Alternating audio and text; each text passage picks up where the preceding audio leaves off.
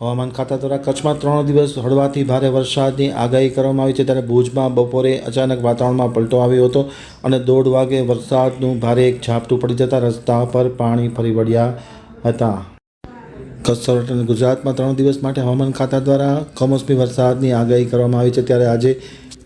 કચ્છના ભુજ ખાતે બપોરના 1:30 વાગે અચાનક વાતાવરણમાં પલટો આવ્યો હતો. જોકે સવારથી ભારે ગરમી સાથે વાતાવરણમાં ક્યાંક ને ક્યાંક વાદળ જોવા મળ્યા હતા, પરંતુ બપોરના 1:30 વાગ્યાના સુમારે અચાનક વાતાવરણમાં પલટો આવ્યો અને વરસાદનું ભારે ઝાપટું પડ્યું હતું. ઝાપટું પડવાને કારણે ક્યાંક ને ક્યાંક રસ્તા પર પાણી ફરી વળ્યા હતા અને હજુ પણ આકાશ ગોરંભાયેલું છે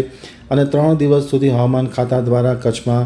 અલગ અલગ જગ્યાએ વરસાદ પડશે તેવી આગાહી છે, જેના ભાગરૂપે આજે ભુજમાં બપોરે 1:30 વાગે વરસાદનું ભારે ઝાપટું પડ્યું હતું.